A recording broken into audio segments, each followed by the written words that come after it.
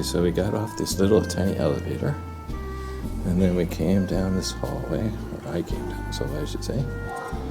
And this is what the stairway entrance looks like. It's very grand. And then you come down, and all these rooms have red doors all over the place. So it's a red door. And then you go in, and it has a little, mini bar and all that. And then you come around the corner, and then that's the bed, kind of fancy. And like I said, I had room service this morning. And then that's the room. And if you look out the window, you can see the front gate. I'm looking right out the front window of the front. Let's open this up. Open this up. And this is what it looks like out here. So they call the chateau. The taxi cab also used the word castle. So apparently chateau and castle seem like they do the same thing. There's a very nice fountain there, right in the front. It's kind of cold. It's the second day. I'm going to get my start now. Kind of a late start, but what are you going to do? Good. Okay, so this is the fountain from the outside. So, and then this is the St. James. So I must literally have that room right there, because that's my view. That's pretty good, right? And then we're walking to my first metro ride, which is through these gates here. This is the entry gates. And then here's the gates, entry gates into the hotel. It's really a castle, a sort of chateau, I guess. So now I'm going to go find the metro station, hopefully buy a ticket. Well, here I am. So I wanted to tell a story about when I first got started. The idea was that, I didn't speak French at all, and how do I get around, and how do I get back to the hotel for that matter? Kind of a fish out of water. But part of the plan was to get outside of my comfort zone and to try to experience some new things. So I decided I would take the metro around. I read an article that said, you buy a metro ticket and then you can get some that are good for, a couple of days, and then wherever you want to go, you can just jump on the metro, and that seemed like a good plan. So I found out where the metro station was from the hotel, and I walked to it, and it was a smaller station, so they only had automated ticket purchasing. So I went to the machine, and fortunately they had an English option, so I put it in English, and then I looked at the choices, and almost none of them made any sense. But I figured that the one that said 5-day Paris or something, they had a 1, 3, and 5-day Paris, was probably the one I wanted. So I selected that one, and then it said, go work on the credit card pad to complete your transaction. So I went over to that. That's only in French, so that was a concern. But then I put in my credit card and slid it in and out, and then it said, oh, it doesn't accept this credit card. Right? So I was like, oh, great, okay. So then I had to start all over again, did the whole thing again, and then put in my other credit card. So I had two. I have American Express and a Visa. Put in the other one, didn't accept that one. So I'm like, oh, great. So I can't pay for the ticket, right? So now what am I going to do? And then, I kind of looked up, and there were people waiting behind me. So I was like, oh, no, right? So then I got out of line, and I let everyone go through. And then I started again. And then it turned out that they had money that you could put in, and I had already bought euros, so I had cash. So I did it all again, and I put in the cash, and for 5 days, to ride it anywhere you wanted, for all zones, it was like $63. So all I had was 20, so I put in 80, and then, it accepted that, and then when it gave me the ticket, it gave me all my change, and all of the euros, the individual euros, are like coin money. So it was kind of like a slot machine, you know, so all this cash came pouring out in coin form. So I put all that in my pocket, and then it said, "Do you want a receipt?" And I'm like, "Yeah, okay, I'll get a receipt." So it printed me out 2 tickets, you know, a receipt and a regular ticket, and they both looked identical, except one was a little longer than the other. So I went over to the little help person. There wasn't a ticket agent, but there was a help person, and I asked them, and they didn't speak English at all. So I asked them, "Which one's the ticket?" And she points to the littler one. I'm, oh, okay. So then I went over to the machine and I watched the turnstile to get into the actual metro. So I watched a bunch of people, and they were swiping cards on the top of the big turnstile machine. So I went over and I tried to swipe my little card on the top, and nothing happened, right? So I'm like, oh no, now what, right? So I look over at the little help person, and she's just, "Here, like stick your ticket in like this," right? So I stick the ticket in, and it goes through, and it pops out the top, and then I grab my ticket again and go through the turnstile. So then I'm in the subway. So anyway, definitely a fish out of water. Kind of useless getting tickets in the metro, but at least that's done. And then I was on my way to the Arc de Triomphe. That was the first mission, actually. Okay, that was my little buying a ticket story. Aux armes, citoyens, formez vos bataillons, marchons. Well, I made it to the Arc de Triomphe. I bought a metro ticket and I went 2 stops and I didn't die. So that's a good thing. Now one of these roads here is the Champs-Élysées. I'm not quite sure which one. Let's see, they have all these innate relief sculptures. Pretty cool right there. Get a couple shots of these guys. Oop, all the way up there. Oops. Okay, so now we're on the inside. And I'm right by the Arc de Triomphe. They have tunnels walking all through it. So it's not hard to get to the inside.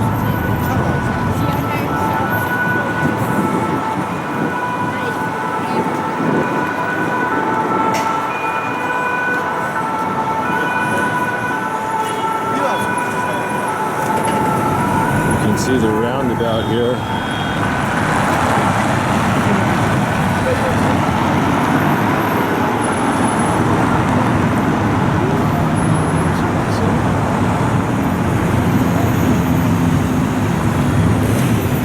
There's so many people here. There's quite a lot of people here.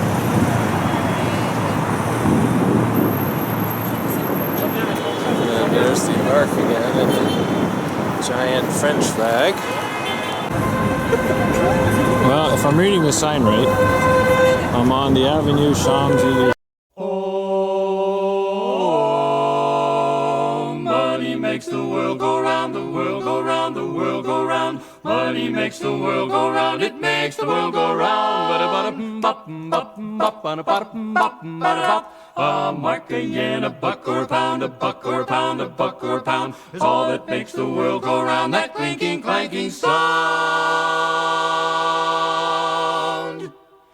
can make the world go round. Money, money, money, money, money, money, money, money, money, money, money, money, money. If you happen.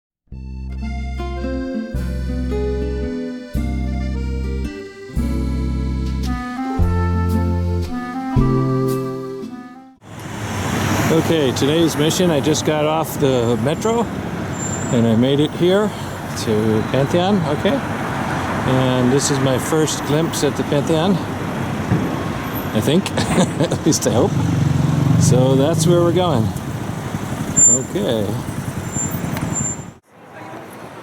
Okay, now we're right up here.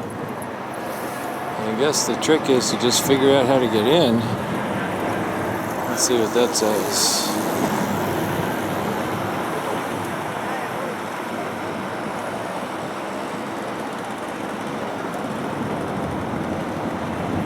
Very nice.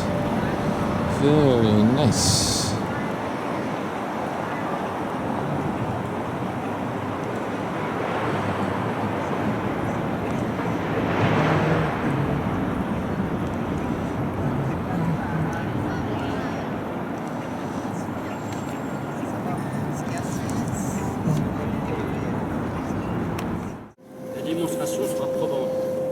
Well, we made it. There is Foucault's pendulum. At least one of them. Et lui, Foucault, dans sa première expérience, à la place de cette couronne graduée qui venait devant vous, il avait mis un muret en sable, un muret de 10 cm de haut, 5 cm de haut, assez mince, et la pointe se trouve sous la masse de perforait à chaque retour le muret de sabre, repartait, revenait, et perforait 1 ou 2 mm sur le côté. C'est là où vous avez la constatation que la pierre se déplaçait sur elle-même. Pas le pendule qui s'est déplacé, c'est pas en termes de variation de plan. Et il faut que le cap soit le plus long possible. Alors, il y a aussi une autre précision que je voudrais vous apporter, c'est que le premier pendule, le premier, c'est le vrai, qu'il avait installé en 51, parce que celui-là c'est une réplique, Pleyel lui avait prêté une corde de piano. Un cap de 67 mètres de long, mais qui était réalisé comme des cordes de piano. Grand cimetière de Montmartre. Et s'il a pu l'installer ici, c'est parce que c'était disponible, puisqu'il n'y a pas de tombeau de Geneviève, on ne célébrait pas la messe, et sous la Deuxième République, ils ont été ravis d'accueillir l'expérience scientifique, et avec une hauteur exceptionnelle qu'ils n'auraient pas trouvé ailleurs. Imaginez. Okay, so let's have a look at how long this thing is hanging here. Très célèbre de Paris, Way up here. le plus ancien, le dôme de Louis XIV. It has to be very, very long to demonstrate the rotation of the Earth. And it is really, really long. Certaines célébrités comme Napoléon, vous imaginez le pendule quand on déplacé sous le tombeau de Napoléon, qui a la crypte de Napoléon, je pense que vous l'avez déjà vu, toute ouverte. Donc c'est le monument de Louis XIV, plus ancien que le monument de Louis XV, vous êtes, et occupé par la suite, ce qui n'était pas prévu, par le tombeau d'enfants. Alors qu'ici, il y a bien des tombeaux, ce ne sont pas des empereurs.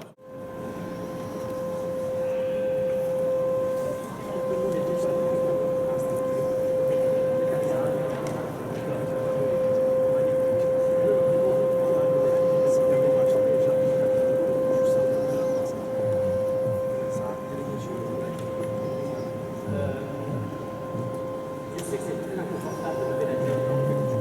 Je ne sais pas le faire, mais au moins je me demandais quelques secondes. Je vais casser le cervical. On aperçoit le dos dessus. Dans les yeux. Le canon. Gigogne. Je dirais gigogne. Imaginez, nous sommes très par devant. Il y a donc 7 à 8 mètres entre chaque canon. Vous avez des vides très importants. Donc, quand vous levez bien la tête, vous voyez un grand cercle qui est au centre de la première canonne. Et ce cercle qui doit faire à peu près 6 mètres, 7 mètres de diamètre. Et ça vous permet de voir une peinture qui n'est pas sur cette première canonne. Cette peinture, vous la voyez à travers le vide.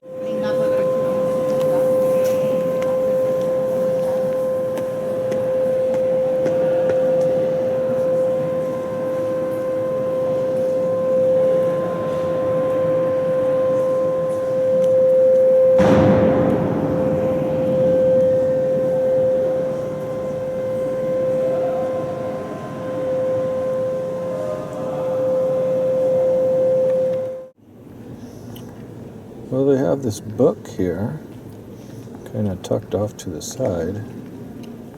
Apparently in 1851 it was published, which is a pretty long time ago. And then you can see here, it's illustrating Foucault's pendulum, which is what I'm looking at right here. And how cool is that? That's pretty good, right?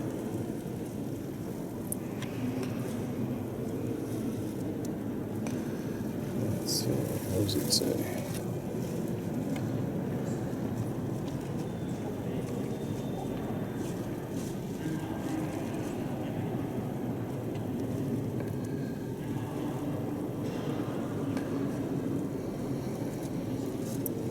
Oh, for those of us that read French, which would not be me, can maybe read that thing. Well, I just finished checking out the Pantheon, and I'm standing on the steps looking out from the Pantheon, and what do I see right in front of me? A little hazy though. Is the Eiffel Tower. Ah! First time I've seen the Eiffel Tower since I've been here. Not a great shot, but the moment is worth capturing. There you have it.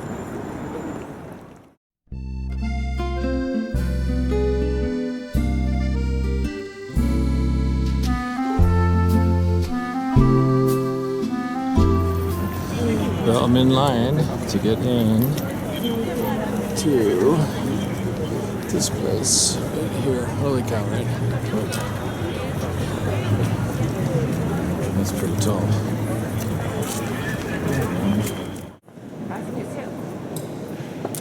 Well, here we are inside the Notre Dame Cathedral. It's a pretty big stained glass window right there.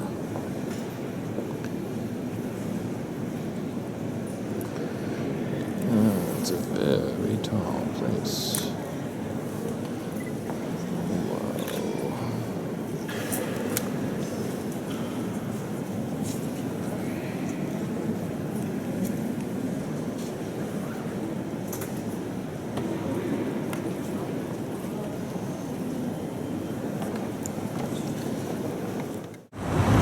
Well, I'm on my second bridge over the Seine River.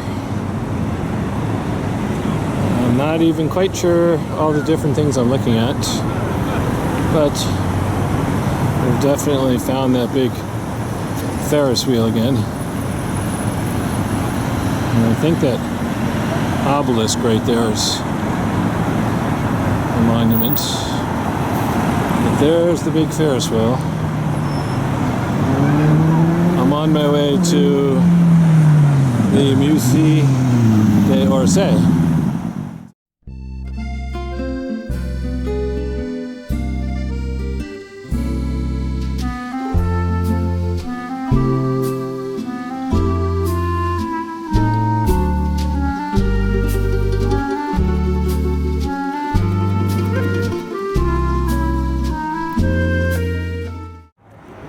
Well, I made it to the Musée Rodin. So this is the museum building, which I guess originally was his house or something. He owned these grounds. So I'm about to find the thinker. Okay, well, I guess these guys all have little signs. So I'll try to do this in the right order here. So here's the little sign that goes along with the thinker.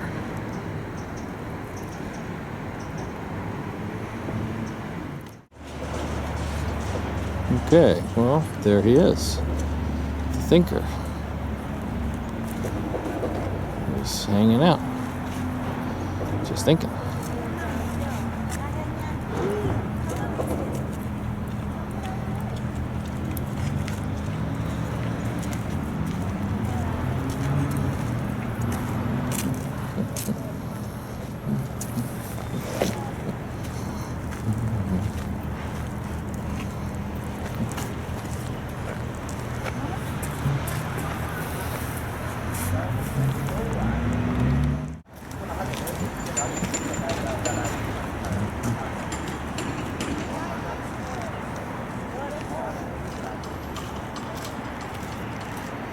A little bit of a backlit problem here. But basically, this is what this guy looks like.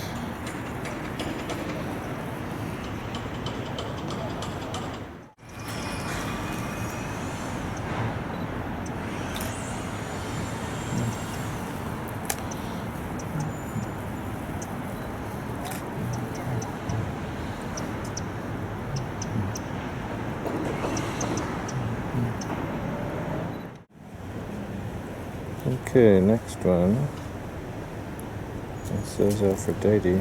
On the little map it says Eve. So I'm not sure if those two are related, Aphrodite and Eve, but here's the next one.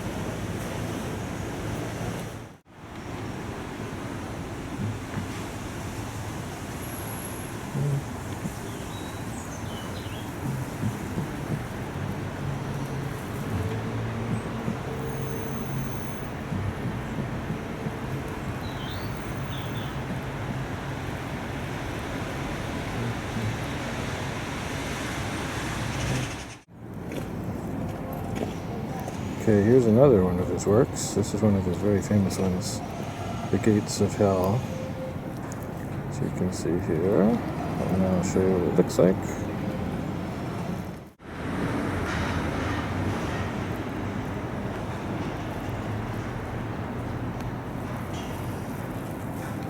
Kind of think this may be someplace you don't really want to go.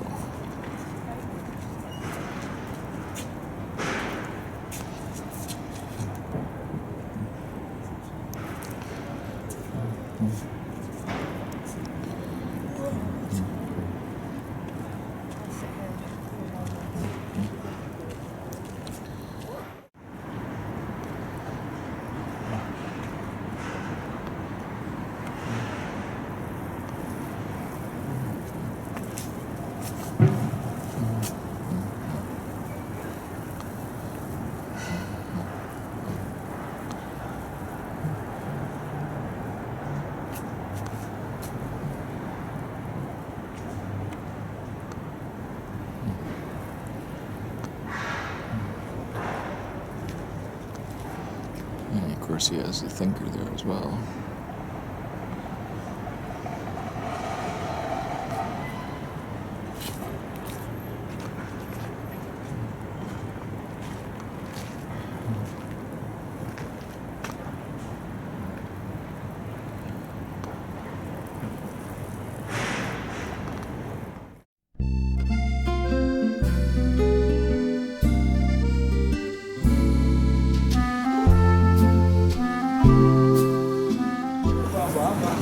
Well, we've made it to the Eiffel Tower here. I'm standing right underneath it. If you look kind of straight up, that's it right there. There we go. Now all I have to do is figure out how to get in. Well, here we are at the top. The very top. And you can see all the way down there. That's the bottom.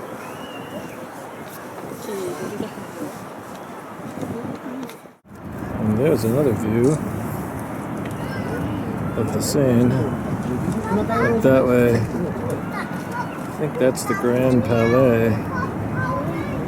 Somewhere down there. I'm trying to zoom in on it, it's hard to see. Okay, just a little better angle here. So that's the the Seine, of course. And then the Grand Palace, the Grand Palais, which is at the very end of the Champs-Élysées. And then if you kind of go around the corner there, I don't know if you can see this or not, but that's the Ferris wheel. Way down there is the Ferris wheel. Way down there. Way down there. Okay, so this is the other side of the tower. There's the Seine again. Ooh, too fast. That way, it's a little foggy down there.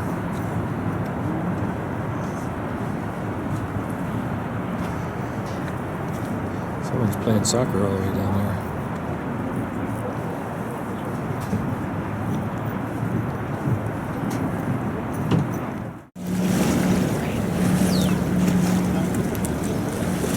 Well, just waiting here to get on to a water taxi.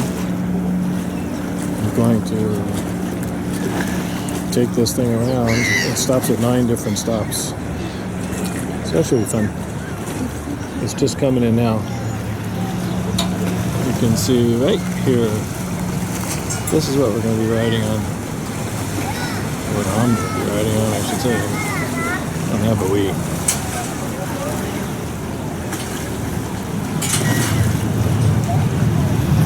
So that's pretty good.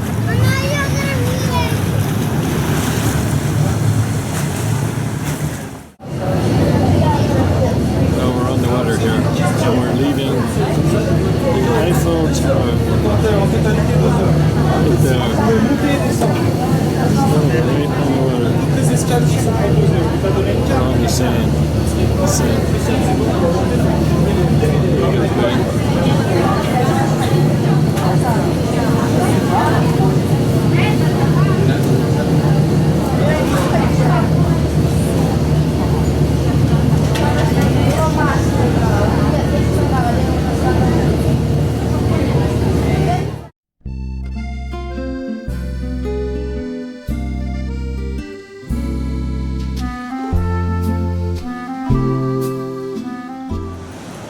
Well, I finally got here.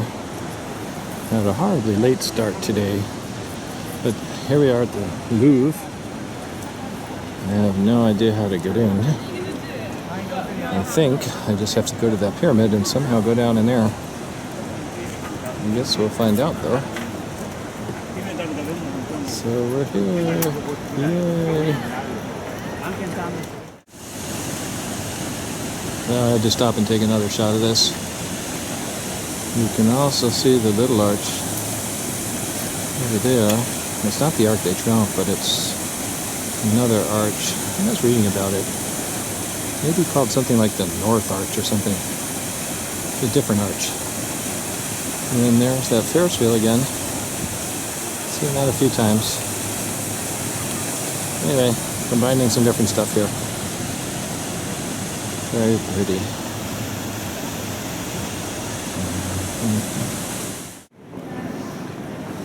Well, I'm inside the Louvre now. I'm listening to the audio guide, having a little trouble trying to figure out exactly what's going on, but it's okay. I am under one of the pyramids, I think a little pyramid, because the big one is where you come in. And I'm in this courtyard of French sculpture. So that's pretty cool. Hopefully I can find my way to the Mona Lisa. The Mona Lisa is really where I want to be. So we'll see if we could be successful here.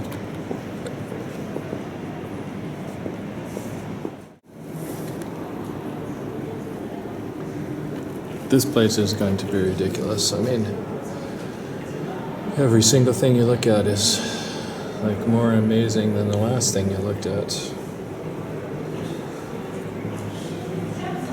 I mean, look at this. It's crazy.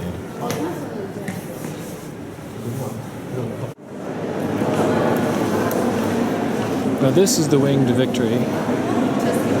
Pretty famous operation here.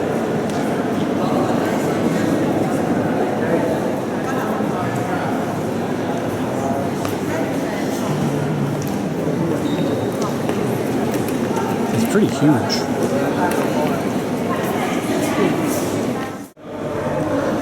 Okay, this is that picture that was described in the little plaque. Now, look down the hallway here, and you can see that this place is crazy. This place is crazy, man. The sheer magnitude of this place is awe-inspiring. Still in search of the Mona Lisa. May get there in, I don't know, an hour or two. Who knows?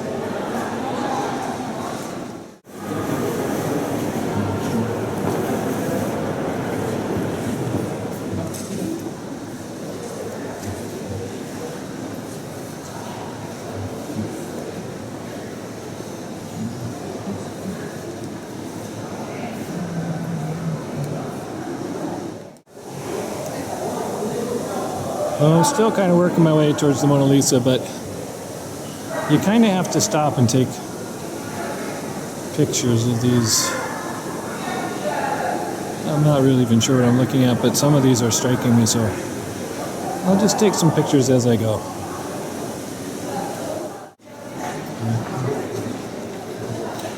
Well, there she is.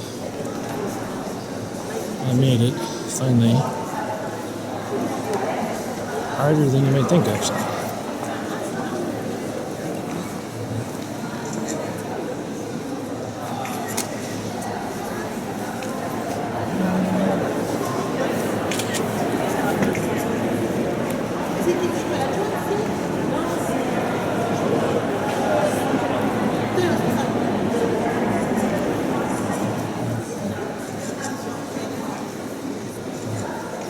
J'ai pris le 0 moi. Ici. Ici. J'ai pris le 0. J'ai pris le 0.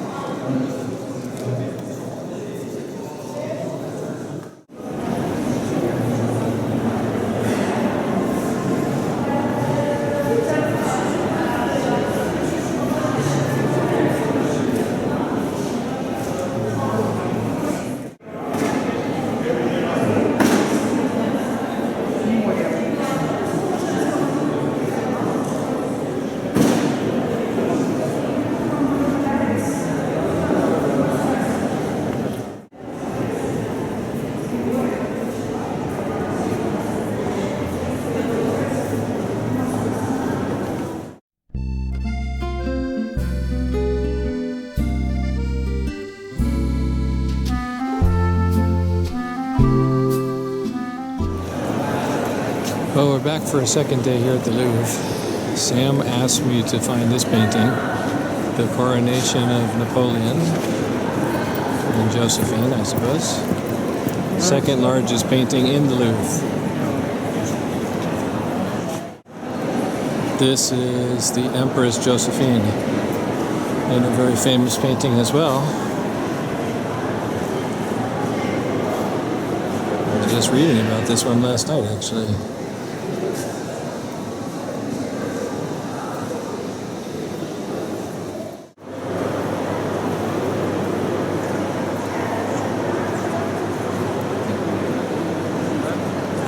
Another famous paintings. Can't shake a stick around here without finding a famous painting.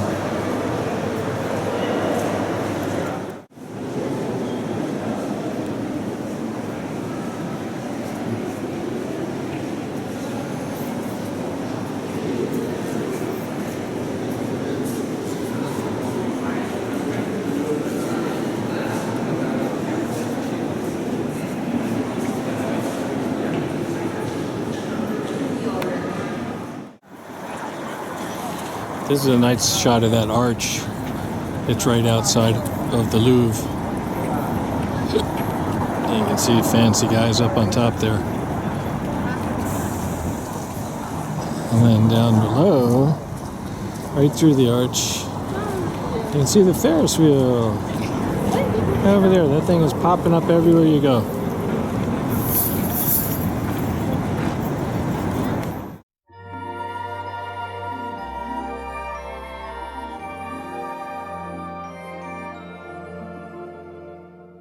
Every time I look down on my timeless town, whether blue or gray be her skies, whether loud be her cheers, or whether soft be her tears, more and more do I realize I love Paris in the springtime. I love Paris in the winter when it drizzles. I love Paris in the summer when it sizzles. I love Paris every moment of the year. I love Paris. Why, oh why do I love Paris? Because my love is near.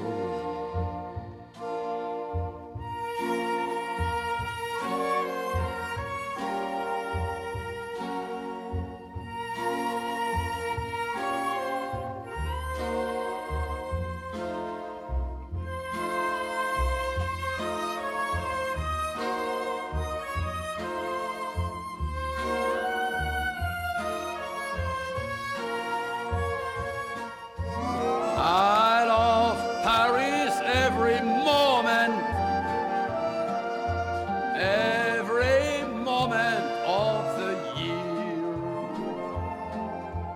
I love Paris. Why, oh why do I love Paris? Because my